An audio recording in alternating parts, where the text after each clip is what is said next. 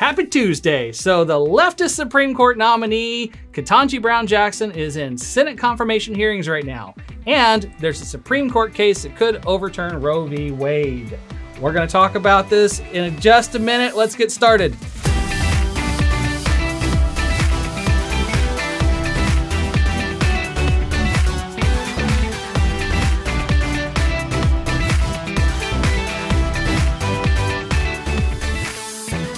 So we have a lot of Jacksons to talk about, but first I'm joined by some of my favorite people.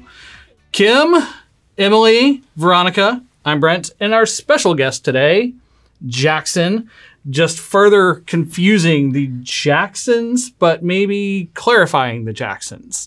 So hearing started for our Supreme Court Justice Jackson yesterday, and what is our thoughts on this?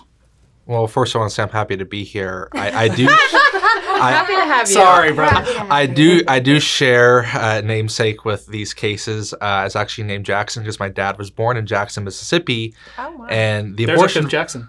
Hey. Now we have the Jackson 5. Well, and that's actually the namesake of Jackson Women's Health Organization, which is the abortion facility in Dobbs. So it's not the most fortunate, profound association, but it exists. So that's my knowledge base, is just we share a name. I can spell Jackson. I can say Jackson. Beyond that, I'm winging it. So we'll see how it goes. Okay, well, first, I want to jump in. Jackson, tell us what you do at Texas Rates Life. I'm a legislative and political associate, so I'm in our legislative departments. I'm one of our lobbyists. I'm in the Capitol trying to pass pro-life legislation. I'm also in our political department, so I'm helping get good candidates elected to office. Otherwise, we can't do fruitful work in the Capitol. And then I'm one of our patient advocates as well. So I help protect and save patients in our hospitals. That is a great way to put it. There you go. Jackson, you wear a lot of hats, and we have a lot of Jacksons to talk about. So we've got Ketanji Brown Jackson, Biden's Supreme Court nominee. We had Justice Stephen Breyer, one of the 9 Supreme Court justices currently, is going to retire this summer, right? Mm-hmm. And so now Biden has named a replacement. And yesterday, the Senate started talking about her confirmation and trying to push that through. Can you tell us about Ketanji Brown Jackson's background? Yes, so she's out of the Court of Appeals for the District of Columbia, which is the most important federal circuit court that we have. They get a lot of important cases that come out of Washington, D.C. She's a Harvard Law grad. A lot of progressives and legal circles hold her in high esteem. And for that reason, she has a very solid background as a scholar, but not necessarily as an interpreter of the Constitution.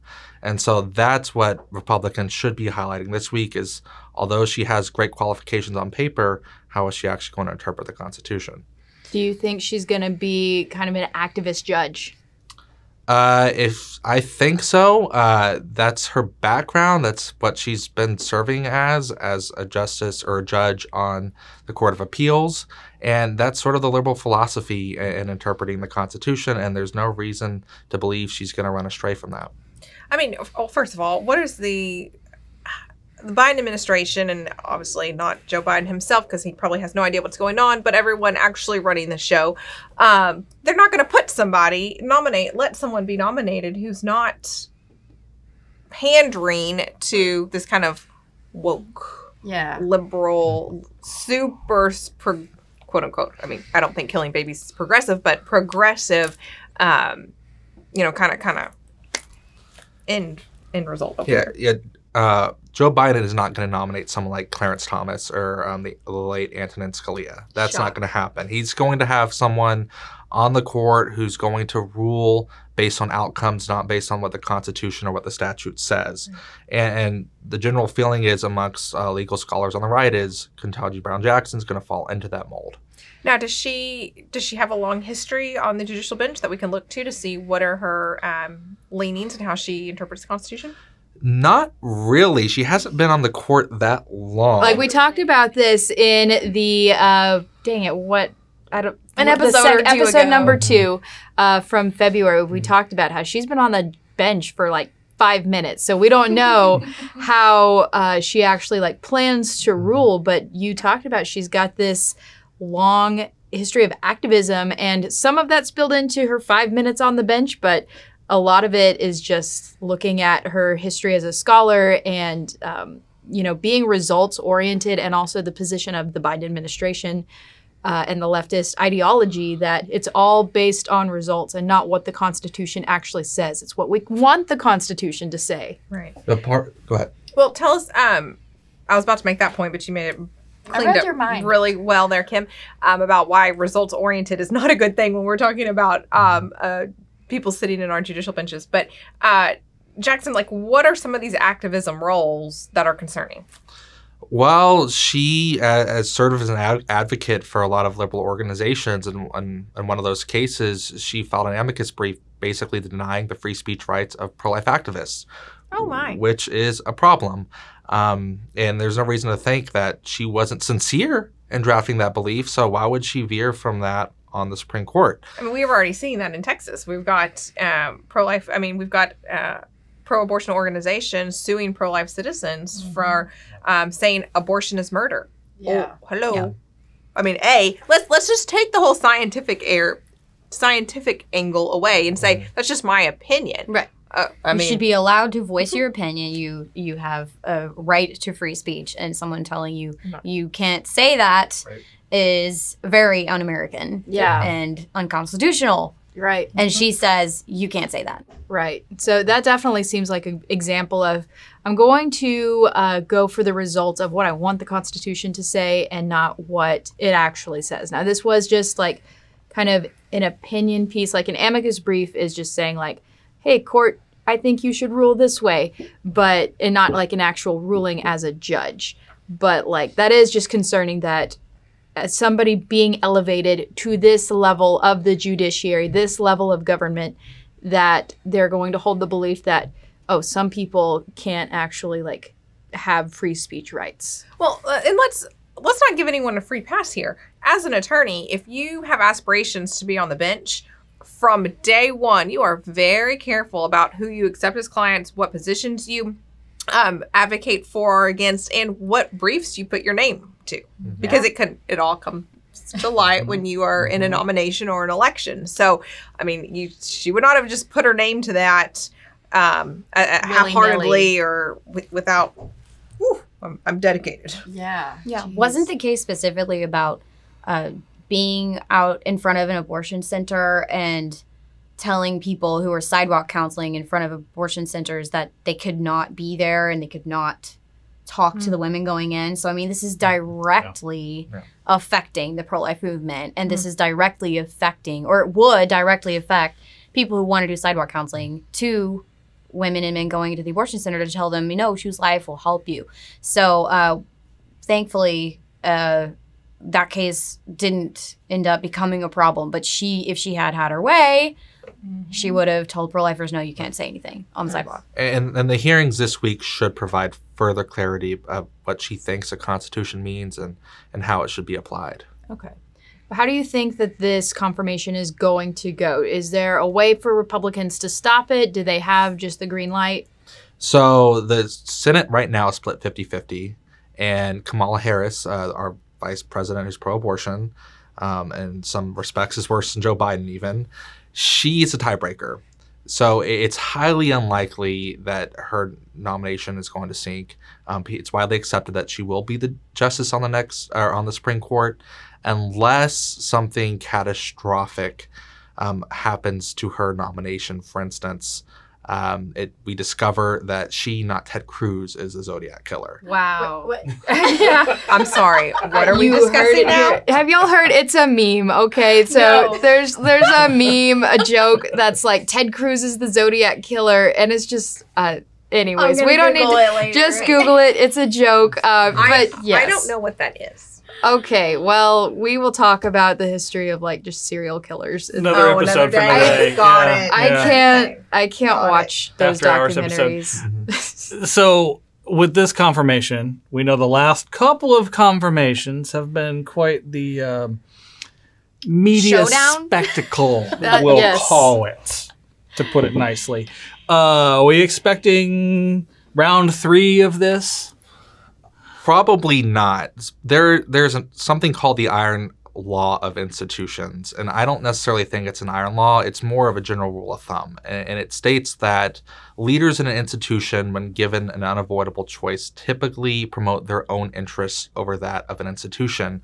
And I think this principle has a lot of explanatory power today. For instance, just a few weeks ago, the United States Senate voted on the Women's Health Protection Act, which would have legalized abortion up until birth. Yeah. They have many senators, the Democratic side, up for re-election this fall. That is a very toxic bill. They knew the vote was going to fail, but they took it anyway.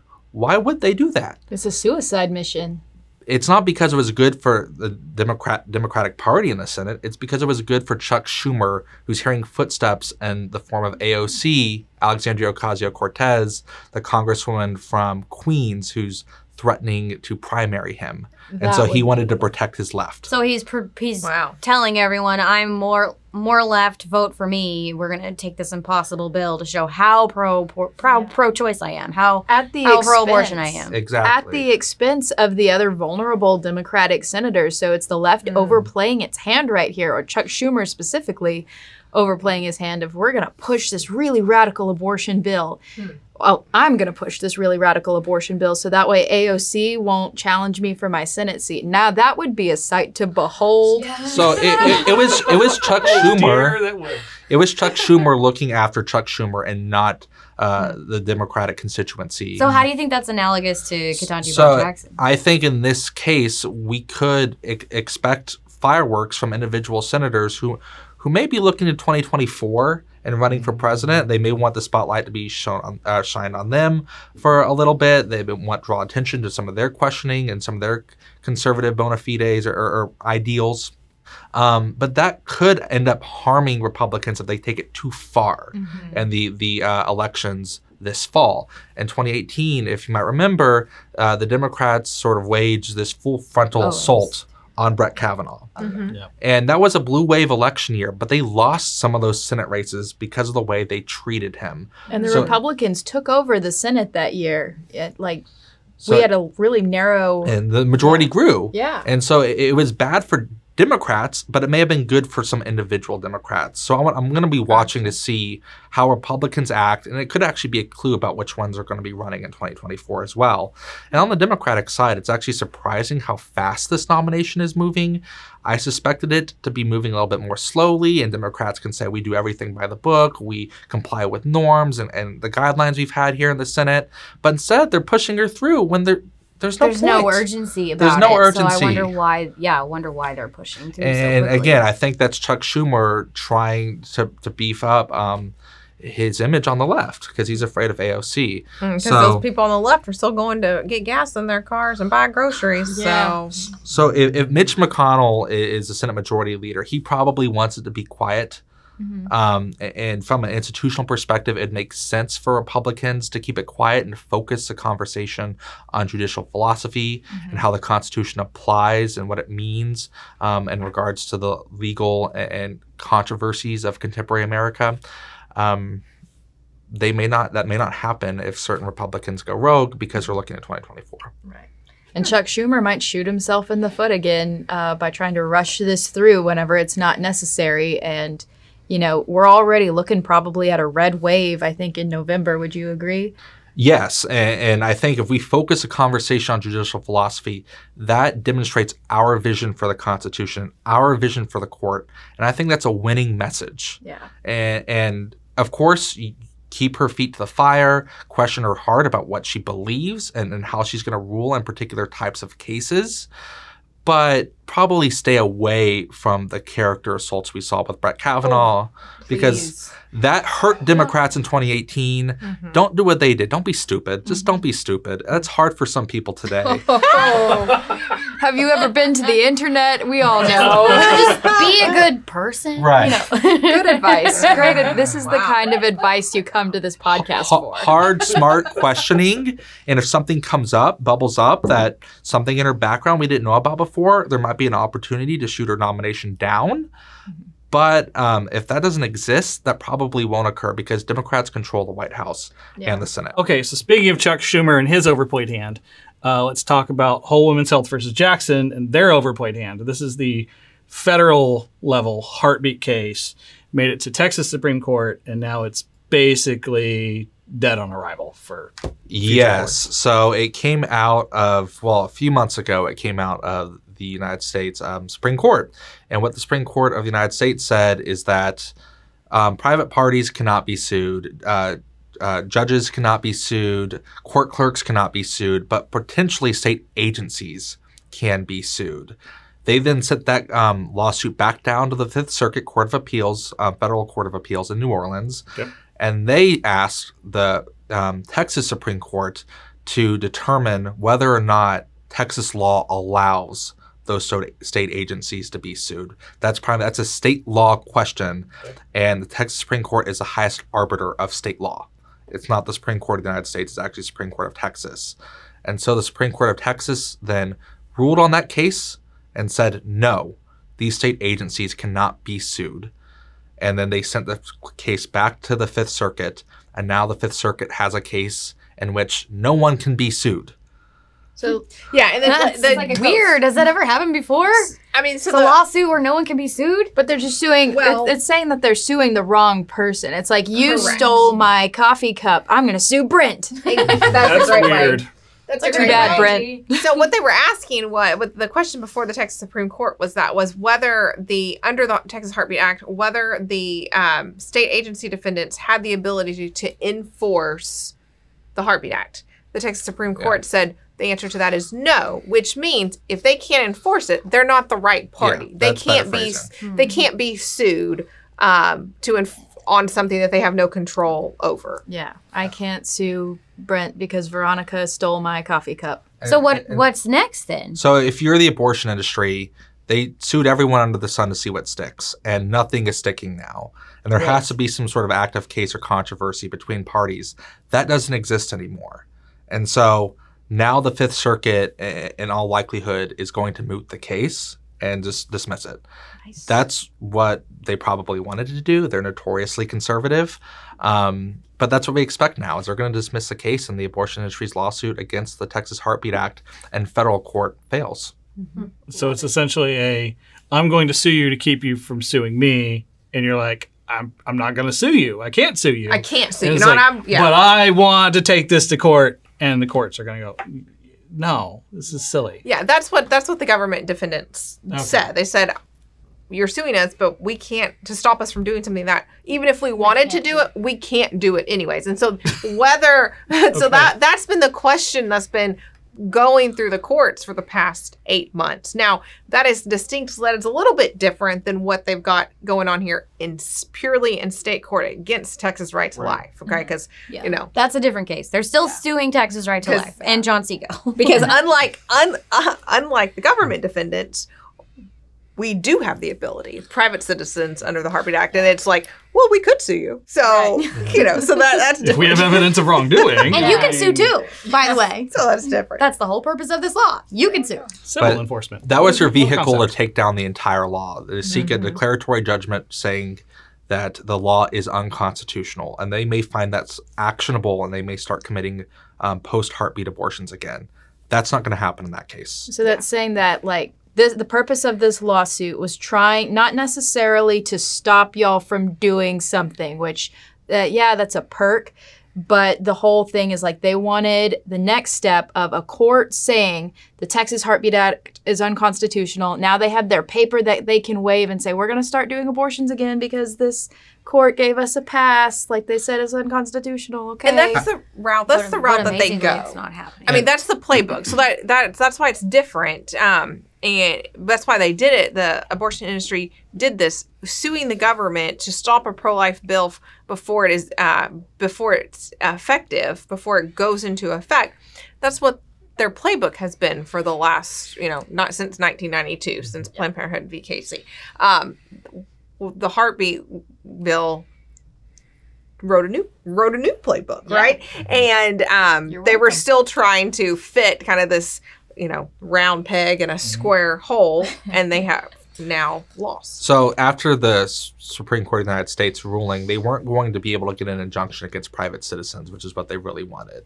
So at that point, I believe they were just trying to get that declaratory judgment and just use that as sort of the mechanism they needed to start performing abortions again. And now that's even dead. So everything they tried in federal court, everything the Biden administration tried in a separate lawsuit, none of it worked. Right. So Beautiful. Texas legislature succeeded in crafting a law that's immune to these sort of pre-enforcement lawsuits. And when you talk about the declaratory judgment, that's still present in the Planned Parenthood versus Texas Right to Life cases. But but the strength of it. So even if they were to win, they have to also then go and convince abortion providers that this is sufficient enough protection for them. Right. And because that's they're its own afraid- battle. Like, Yeah, because the abortion providers are afraid that they're going to get in trouble, and they want to make sure they don't lose their licenses and go to jail. So, yeah. well, not jail, but just Yeah. lose their life. Or Lose their license. licenses. It's just lawsuits. Yeah, it's Yeah. just a monetary And I cost. know I'm biased, but I think the state lawsuits, the standing questions, are very, very weak. Yeah. So I don't think in the end of the day that's going to even stick there, because hopefully I expect those cases to be dismissed at the end of the line. I agree with that. Okay. Well, we have one more Jackson to talk about, but first we have other information we need to get to. So we're going to take a quick break and come back. Texas Right to Life is facing 14 lawsuits from Planned Parenthood and the abortion industry. They're suing us because we helped pass the Texas Heartbeat Act, and they're trying to scare us pro-lifers into backing down. Please join us in the fight against Planned Parenthood and donate to protect the Texas Heartbeat Act. You can fight for the unborn and build a pro-life Texas that values every human life. Go to texasrighttolife.com/lawsuit to make your contribution. Every cent will help, and it's greatly appreciated. Have a child in high school? Register them now for Team Life Camp coming up on April 1st weekend in Kerrville, Texas. They'll have a blast with canoeing, archery, hiking, and much more, all while learning how to better defend the unborn from the crazy agenda of the left. But hurry, the deadline is coming up quick, so grab your ticket now. Every life is sacred, and every life is worthy of protection. Register now at teamlifecamp.com.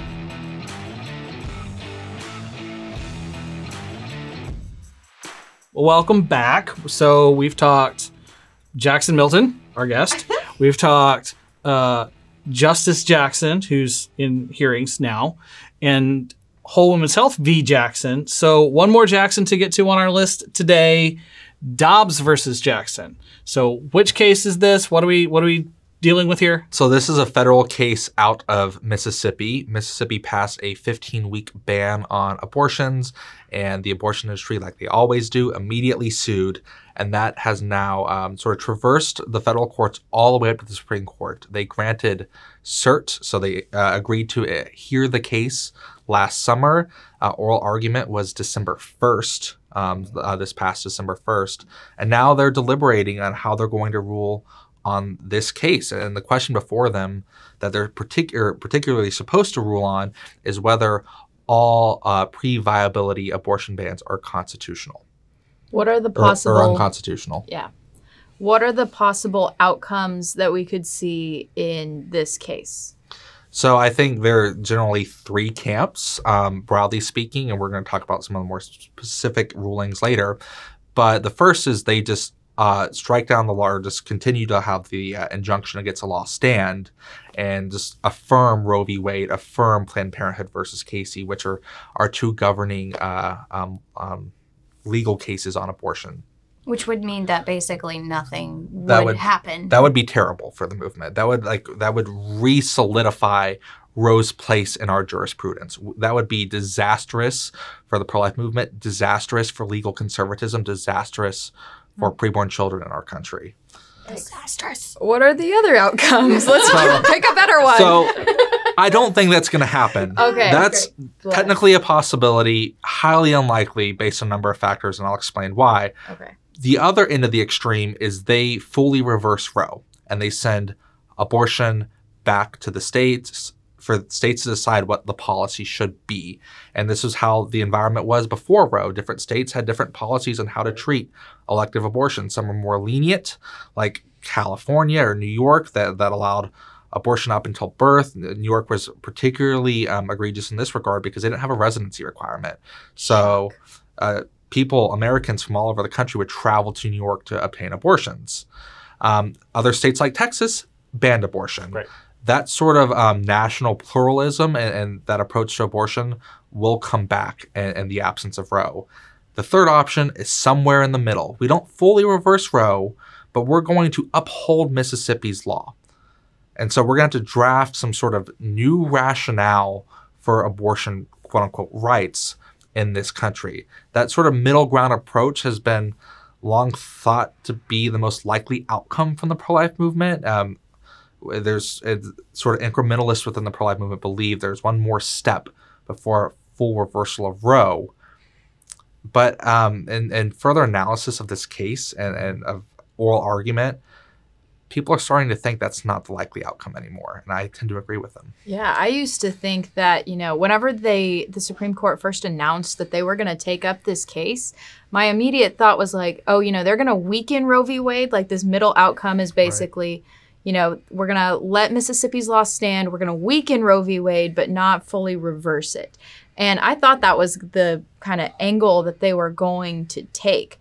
But like Jackson, you and I talk about this all the time where, just based on the actual logical thought process here of the justices and their previous writings, how they really believe in consistency in the court. They don't want the abortion question to keep coming up like all the time, Can you elaborate on that? Oh, so the first thing I would say is that they accepted this case in the first place is a hint. There are 6 Republican-appointed justices on this court and 3 Democrat-appointed justices. They did not have to take this case. There is not some sort of circuit split that they needed to resolve where one circuit court says the Constitution means this and another circuit court says the Constitution means that. That didn't exist in this case, but they took it anyway. So why would 6 conservative justices, take this case only to reaffirm Roe? And the lower court, too, said, we're going to block this law because it's at odds with Roe v. Wade. And every lower court in the step, the district court said, no, you can't enforce this law because it is against Roe v. Wade.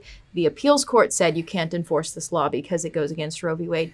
The Supreme Court was like, hold on, wait a second, let's take up this case because I think that the Supreme Court, think the lower court made a mistake. Ooh, what is this going to entail? Yeah, so I think no reasonable person who lives on planet Earth Actually, believes. Hold on, there's not a lot of reasonable people on planet Earth. That's a grain of salt. So all 11 of them. Okay. They pretty much concluded that this is not going to be a reaffirmation of Roe and Casey. That it's going to be something less than that it's going to give states more ability to pass strong pro-life laws, for instance, like the Texas Heartbeat Act or the dismemberment abortion ban here in Texas. So that sort of gets rid of that first category, the disastrous category I talked about earlier. And now we only have the 2 other categories. The middle ground approach, where they stop short of fully reversing Roe and they craft some sort of new standard, or full reversal of Roe.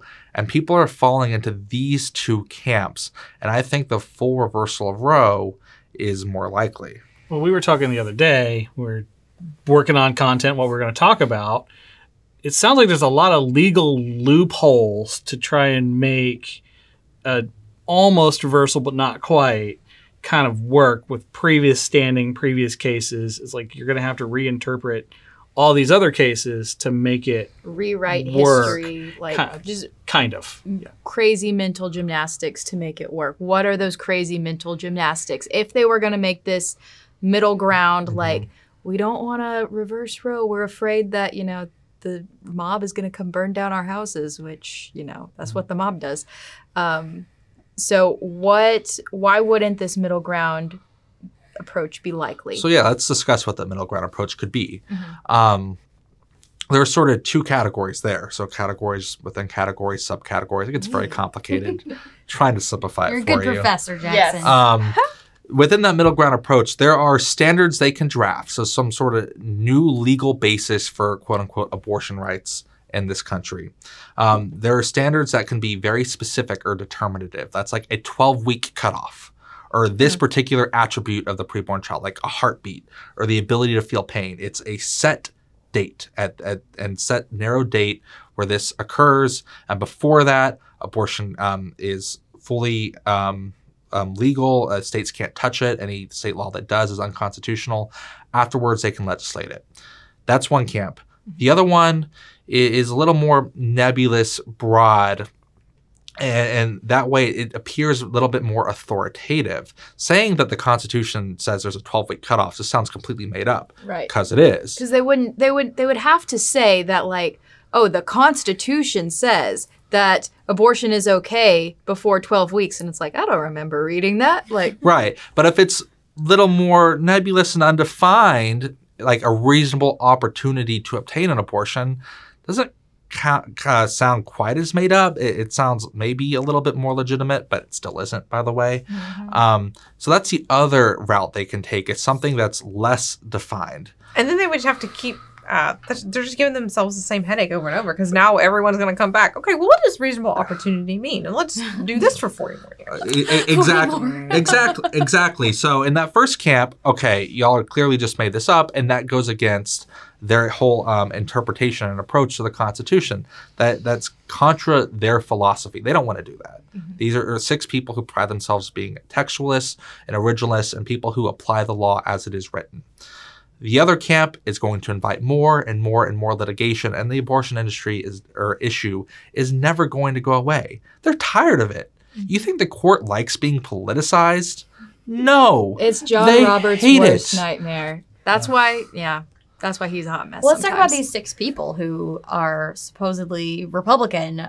We hope that at least some of them are pro-life. Can you tell us your opinion on their potential views on the abortion issue? Specifically, Justice Thomas has outright said in his legal writings on the court that Roe v. Wade was incorrectly decided and it should be reversed.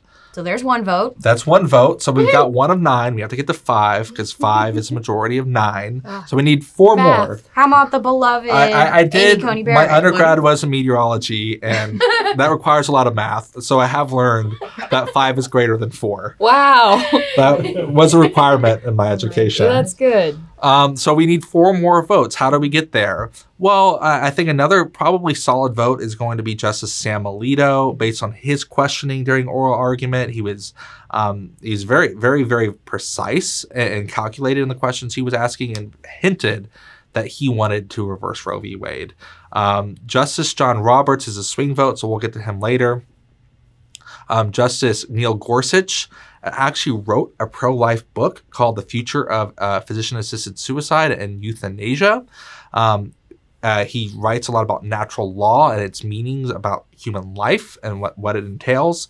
So we think we have his vote as well. We think he's a solid just pro-life advocate in general. So we're up to 3 votes now. So we've got Justice Thomas likely, who has, very firmly said that Roe was wrong. Justice Alito, who is asking some pretty pro-life questions during that hearing and has a record of, good pro-life rulings. And then Justice Gorsuch, one of the new Trump nominees who wrote a pro-life book, has, been good on our issue. So we've got 3. Yeah. And then, so let's talk about John Roberts, the Chief Justice. He seems to be forging that middle ground approach. It seems like he wants to find some middle ground so he does not have to fully reverse Roe. So let's say we don't have his vote. Okay. Now we have to look at the other 2 Republican appointed justices, Justice Amy Coney Barrett and Justice Brett Kavanaugh, the 2 other Trump appointees. Both of them were asking questions about stare decisis, or about the meaning of precedent, like court cases that are already established in our law and how that applies to Dobbs. And they were framing those in a pro-life manner, in a way that suggests they're ready to reverse Roe v. Wade. For instance, Justice Brett Kavanaugh asked, does it true neutrality mean we just stay out of the abortion issue and leave it to the states? That would require a reversal of Roe. Yeah. Justice Amy Coney Barrett was asking how the circumstances have changed since Roe.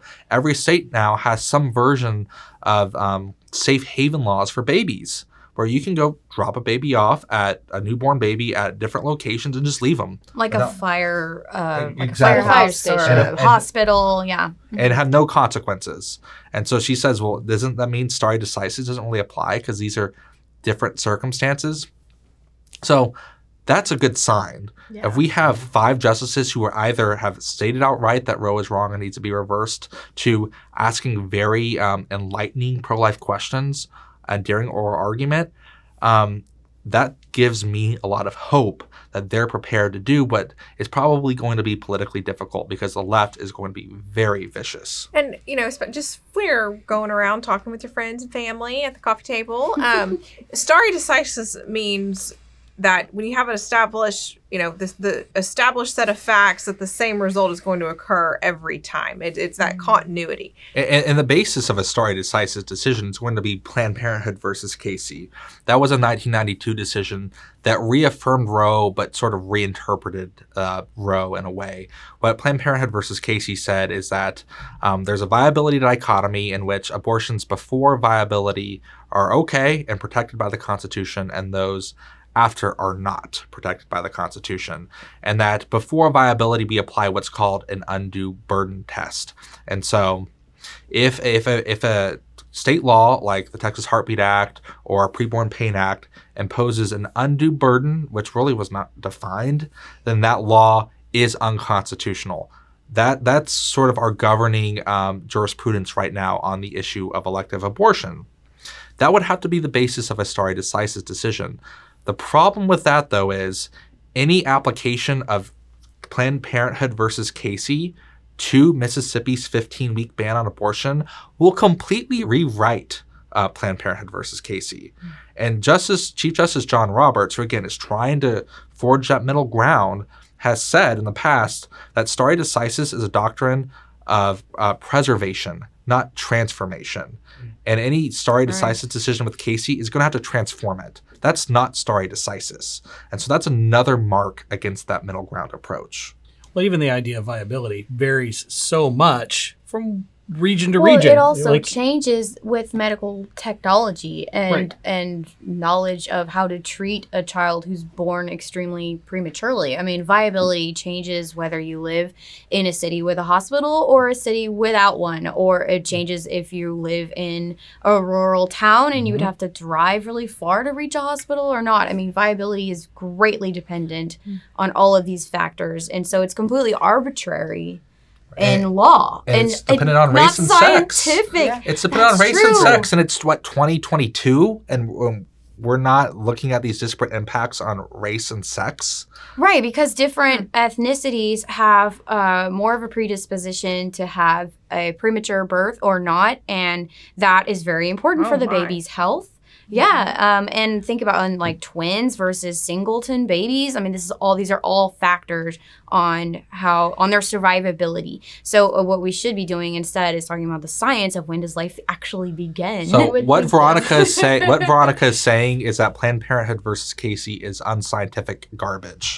Yes, it is. Yep. Also, I found it very frustrating during the hearings for Dobbs versus Jackson that they were not talking about the science very much either. All this jargon about constitutionality and stare decisis, all this is important, but what they're completely overlooking is we're talking about a human being, and that is a provable fact. And it's not a nebulous, arbitrary, bad word that I want to say. This jargon is important. This helps us defend our rights. But first, we should have a foundation and an understanding of when does human life actually begin. When do rights begin? At the beginning. So I would point our viewers and listeners to a book by Professor Carter Snead from Notre Dame called What It Means to Be Human. And in that book, he discusses in his chapter on abortion how the preborn child is forgotten in our jurisprudence and courts and our public policy and the laws that we craft. And that's a very critical point, is there is another party there, a fully fleshed living human being who's equal to you and I and his or her moral importance, completely forgotten in the conversation. And even these debates over Dobbs still sometimes forget that child is center to this entire conversation. Right. Preach. And they just say we hate women. You would think this. No, we love them so much. Yes. And so it's just crazy that, you know, the key of this, like, we could actually see Roe reversed in our lifetime. Like, hopefully, Jackson Win is a decision likely going to come out. Well, the consensus is late June, early July. Now, court insiders, justices themselves have said, like, the more controversial opinions just take longer to write. So what happens is the majority opinion is written. That's then circulated amongst those who are dissenting so they can craft a dissenting opinion. That's then given to the majority opinion to respond to the dissenting opinion, and back and forth it goes like a hot potato. They're just tweeting at each Yes. other and Maddening. subtweeting. I could never be a judge. And then that's not to mention people who have concurrences, who want to piggyback off at certain points and arrive at their own conclusions. So they say it takes a long time, and that's why the more controversial, contested decisions are released at the end. Now, others have said that these justices are the great thespians of our time and want to go out with the drama. Yeah, they want to go out with some dramatic flair at the end of the term. So it's like, where art thou, Dobbs? Waiting to the very end. So they're going to keep us hanging. They could. So, I mean, it could be for drama. It could be, like, probably the actual practical of, like, we have a lot to write. So if we get to the end towards mid-June and we don't have a decision, we need a podcast titled "Where Art Thou, Dobbs?" Where art There you thou, go. Dobbs? I mean, hopefully it'll come sooner. You never Technically, know. they could release the opinion next week. No one expects that. It's going to be and into the middle of June, late June, early July, at the very end of their term.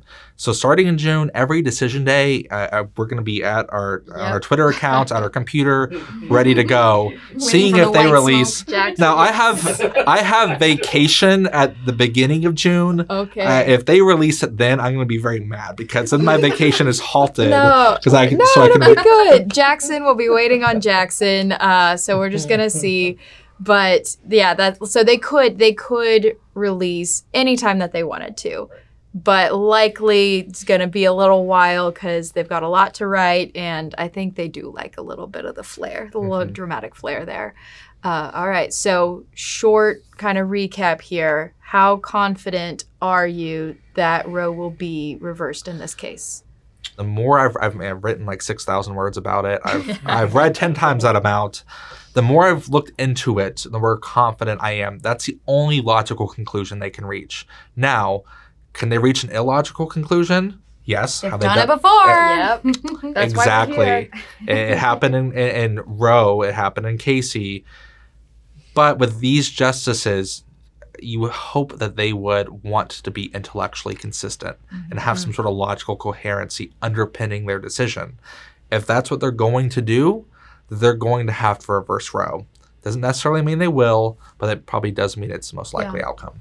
One of these days, we should talk about the different states and where we think that they will fall if Roe v. Wade is overturned and it goes back to the states. Yeah. Thinking about which states are obviously pro-life, which ones have those trigger bans to make abortion illegal, which ones are going to be Like the sanctuaries for abortion, which is such a terrible phrase. There's and also somewhere like in the the middle. pre-Roe statutes too, like which states had abortion illegal beforehand, and then those states now kick back into effect. Anyways, long story short, we're going to have a follow-up podcast episode explaining what comes next if Roe is overturned.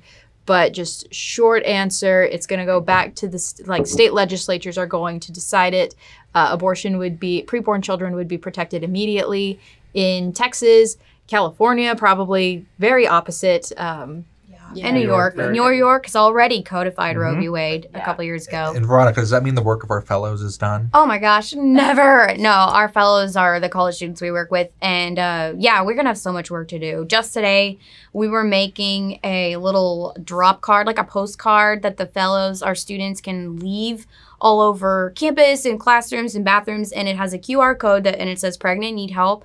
And the QR code is going to take them to a pregnancy resource website because people are going to need help as much as they ever did, and if not more, because if abortion is illegal, it is almost in many ways. A lot of abortions are illegal in Texas. Women are going to need help choosing life. And it's not just more work in other states that don't have a trigger ban, for instance, or pre-Roe statutes that ban abortion. we're going to have work here because all legal victories won't endure if there's not a corresponding cultural change. And so that's what the education department does. And that's what we just try to be as an organization, is there's going to be a lot of work left to do in Texas, even if Roe is reversed and even if abortion is banned here. Nice job, Jackson. Dang, Good that's job, some Jackson. Straight tea. So all the Jacksons from Jackson himself. Thank you for joining us, Jackson. So, unfortunately, we are out of time. We have talked about and to the Jacksons. Jackson, thank you so much for your wisdom, and we will do this again. So, next week, we are talking with Catherine Glenn Foster. She is the president of Americans United for Life. We're going to talk about what she's seeing across the country in her travels. She's also doing a tour speaking with our med students in our fellow program. So we look forward to talking with her next week. Until then, we love you. Thank you so much for listening and watching. Like, subscribe, share this with your friends. That's how we're going to change hearts and minds and eventually save lives and save the world. We'll see you next week.